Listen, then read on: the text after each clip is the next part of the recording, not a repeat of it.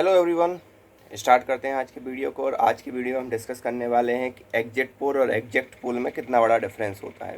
आपने देखा होगा 2024 के इलेक्शन में सभी एग्जिट पोल ने भारतीय जनता पार्टी को 400 के करीब सीटें दिखा दी थी या 350 से तो ऊपर दिखा ही दी थी। डायरेक्टली इनडायरेक्टली कोई बोल रहा था इतनी तो आ जाएंगे, इस केस के बिटवीन ऐसी आ जाएंगे, कई बातें चल रही थी। यही केस हुआ हरियाणा और जम्मू कश्मीर के चुनाव में। जम्मू कश्मीर का सबको पता था कि बीजेपी नहीं आने वाली, क्योंकि जो कश्मीर है, कश्मीर में मोस्टली जो मुस्लिम डोमिनेटेड एरिया है, तो वहाँ पर बीजेपी को वोट नहीं मिल रहा है। इवन जो एक टेरर फंडिंग के उसमें एक नेता वहाँ का पकड़ा गया था, वो तक जीत जाता है, बट बीजेपी नहीं आने वाली। ये तो सबको पता था कि जम्मू कश्मीर में क्या होने वाला है, जम्मू में क्या होने वाला है, कश्मीर में क्या होने वाला है। फिर भी वहाँ पर बीजेपी ने स्ट्रांग होल्ड करते हुए लगभग 30 सीटें हासिल की, वो भी जम्मू रीजन से उसको मिली। इस पर भी देखना होगा बीजेपी को कि आखिरकार टोटल 45 के करीब जो सीट थी जम्मू कश्मीर के, या हाँ 45 के करीब, 43 या 45 के करीब जो सीट थी, उसमें से उसे 30 क्यों मिली, 45 की 45 ही क्यों नहीं मिली। बाकी क्योंकि अगर देखा जाए तो मोस्टली जो वहाँ के उमर अब्दुल्ला की पार्टी है वो जीत कर आई, और उसके लिए मोस्टली जो सीट्स मिली हैं वो वहीं से मिली हैं, कश्मीर से मिली हैं। और कश्मीर में एक सेट टोटल 90 सीट की जो विधानसभा है वो बनाई गई है वर्तमान में, और उस विधानसभा में बहुमत चाहिए रहता है 46 का, और जम्मू कश्मीर अकेले में लगभग 47 सीट्स हैं। तो मतलब ये जो भी जम्मू कश्मीर को अकेला जीत लेगा, वो ऑलमोस्ट सरकार उसकी बन जाएगी। उसका ये अफेक्ट नहीं पड़ेगा कि उसे जम्मू में सीट कितनी मिली या नहीं मिली। तो ये तो एक चीज़ थी। अब यहाँ पर देखा जाए तो हरियाणा के जो एग्जिट पोल थे वो सारे ये दिखा रहे थे कि भाई कांग्रेस की 70 सीटें आ रही हैं। वहाँ पर भी 90 सीटों की विधानसभा थी, वहाँ पर भी उन्होंने बताया कि भाई 70 सीटें आ रही हैं, किसकी, कांग्रेस की। और बीजेपी लगभग 20 के अंदर सिमट जाएगी। मतलब आप समझ पा रहे हो कि बीजेपी को एक प्रकार से नज़रअंदाज कर दिया गया था उसमें। लेकिन बीजेपी ने भी इसकी तैयारी पहले से शुरू कर दी थी। अब हम तैयारी बोल रहे हैं, अगर हार जाती तो वो अलग, लेकिन बीजेपी ने अपना पूरा जोर लगा दिया।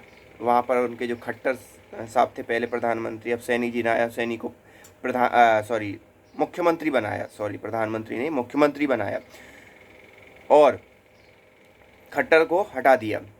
कुछ तो उससे अफेक्ट हुआ। दूसरा, यहाँ पर जो केजरीवाल जी जो अंदर में थे जेल के अंदर, उनको भी छोड़ दिया गया कि जा भाई, जाके हरियाणा में चुनाव कर, और आपका थोड़ा वोट काट, मतलब वोट कटेंगे तो सीधी सी बात है, जो वोट कटेगा वो जाएगा कहाँ पर, बीजेपी में। तो ये कई ऐसे फैक्टर काम किए जिनने काम किया, और सीधी सी बात है, नो डाउट पूरा नॉर्थ रीजन बीजेपी का अब स्ट्रॉन्ग होल्ड बनता जा रहा है, और बन चुका है मैं कहूँगा।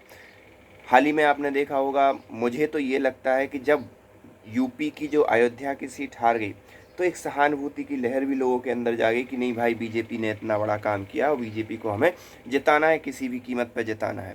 कई लोगों ने ये कहा, और कुछ ये बयान जो मतलब मुस्लिम लोगों के द्वारा कि चाहे कुछ हो जाए हम तो बीजेपी को वोट देंगे, बीजेपी ने बड़ा ही डेवलपमेंट किया हो, ऐसा वैसा, वो बयान निकल कर सामने आया। उससे भी कहीं ना कहीं जो हिंदू हैं या जो भी दूसरी कम्युनिटी के लोग हैं, उनके अंदर ये भाव जागा कि भाई अब हमें बीजेपी को ही वोट देना है, चाहे कुछ हो जाए, इस पल्ला चाहे महंगाई बढ़ जाए, चाहे किसान आंदोलन हो जाए, कुछ हो जाए, हमें सिर्फ बीजेपी को वोट देना है। और ये चीज़ बहुत काम कर गई बीजेपी के पक्ष में। बीजेपी को भी नहीं इसका चीज़ का अंदेशा था कि बीजेपी जीतने वाली है।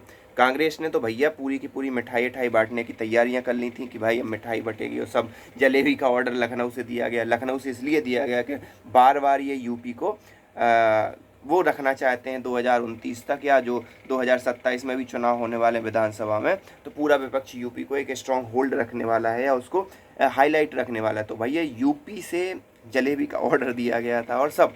और शुरुआत के 9 बजे तक तो हाल ये था कि बीजेपी 20 पे और कांग्रेस 70 पे थी। पूरे कांग्रेस के जो दफ्तर है वहाँ पर ढोल नगाड़े और जश्न का माहौल था। लेकिन जैसे ही 10 बजते हैं, 10 बजते ही पूरी की पूरी बाजी पलट जाती है, और फिर पूरे के पूरे का जो प्रवक्ता चैनलों पे बैठे थे वो गायब होना शुरू हो जाते हैं, जो बाजे होते हैं वो वापस होना शुरू हो जाते हैं। हरियाणा में तो भाई यहाँ तक है कि वहाँ का रथ की पूरी टोली ले आई गई थी, और वो भी धीरे धीरे क्या होने लगी, वापस होने लगी।